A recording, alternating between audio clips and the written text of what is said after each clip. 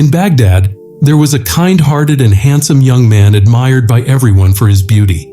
This young man's parents had passed away when he was a child, so he was raised by the local mosque's imam. As he grew older, he started earning his own living. He kept a small parrot at home and would often recite the Quran with the parrot nearby. Gradually, the parrot also learned Quranic verses and would try to recite them.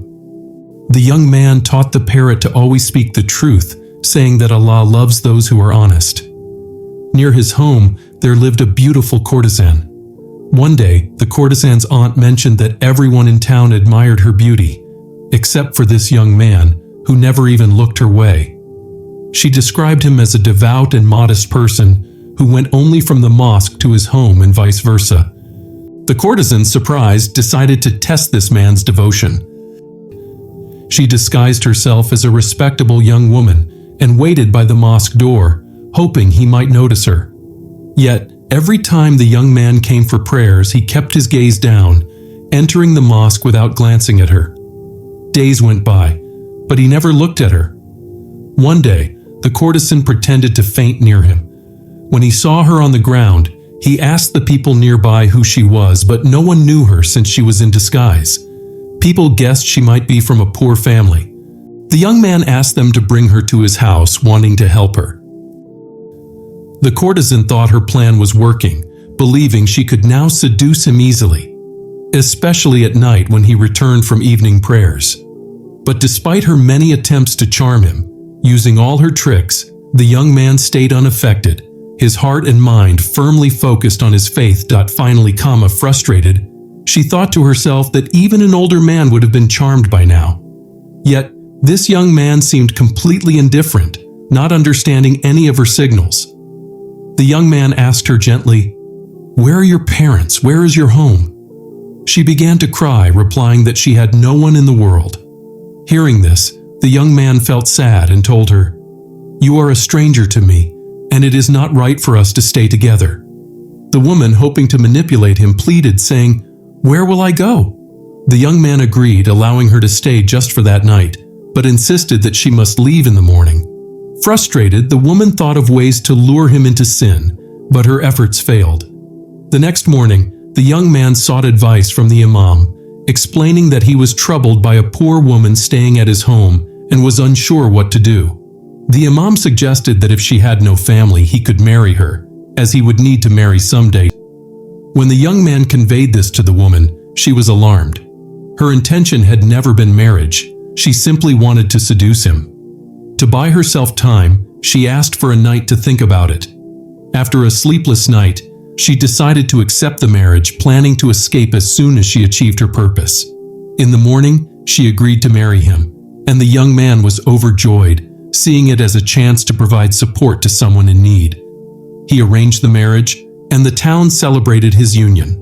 The young man remained devoted to his faith, while the woman grew increasingly restless. She decided that she wanted to leave and return to her former life. She contacted her maid, asking her to help her escape. When the maid arrived, she questioned the woman, asking why she had married such a good man if she had planned to leave. The woman admitted that she had been blinded by his beauty and had wanted to bring him down because he hadn't paid attention to her. Now she felt trapped but didn't believe the young man would divorce her because of his kind heart.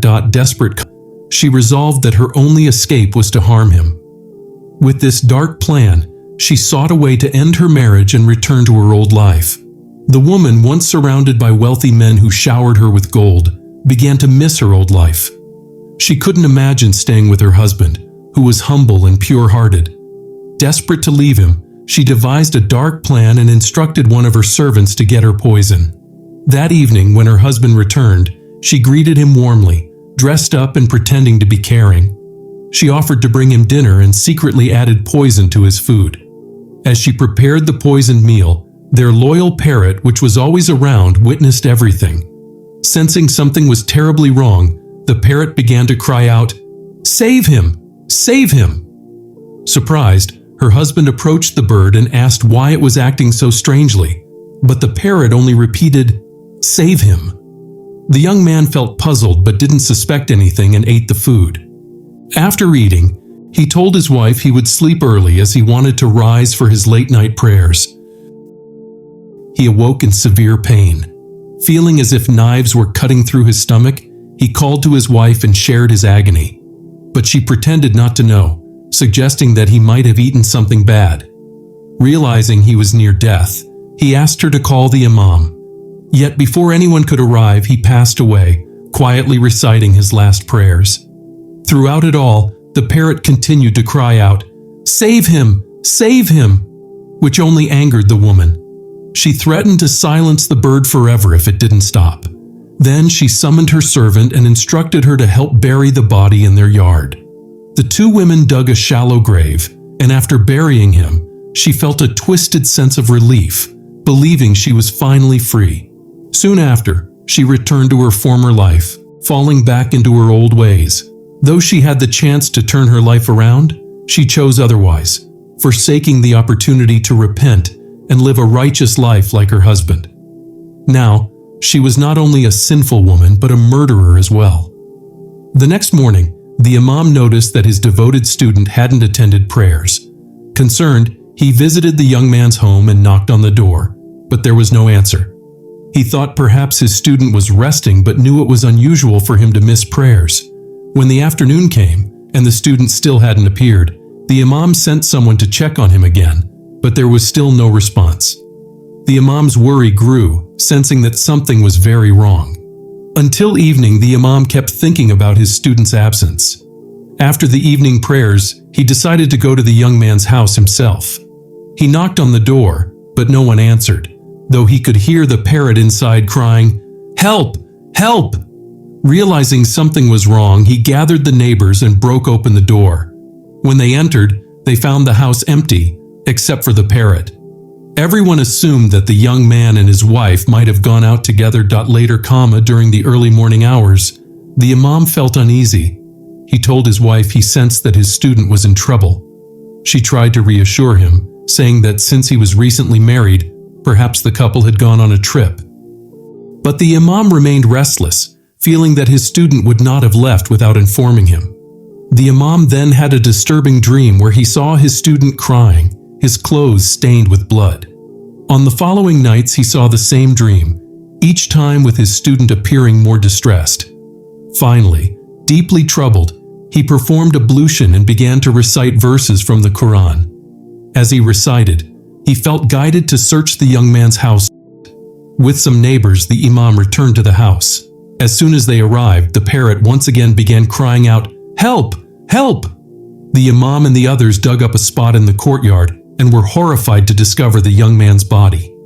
It seemed he had been buried recently, his face still glowing with a serene expression. The imam sat down, overcome with grief, and began to cry. The wife was nowhere to be found. The imam and the community arranged the funeral and completed his burial properly.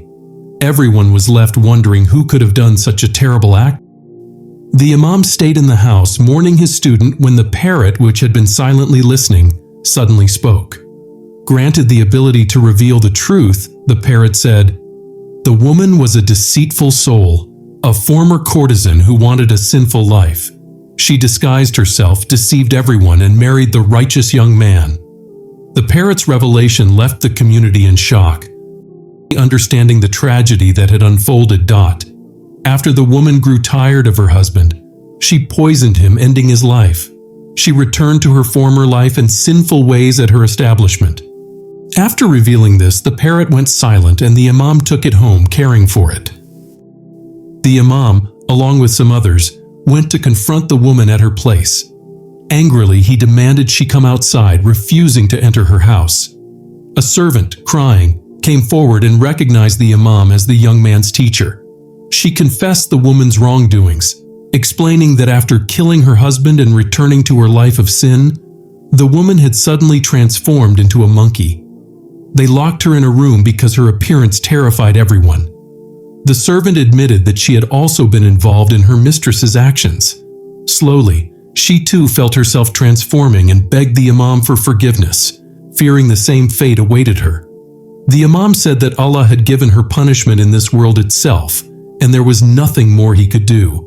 His young student had passed on as a martyr, but her mistress would forever remain in that monstrous form. He prayed that Allah guide people away from sin and toward righteous deeds.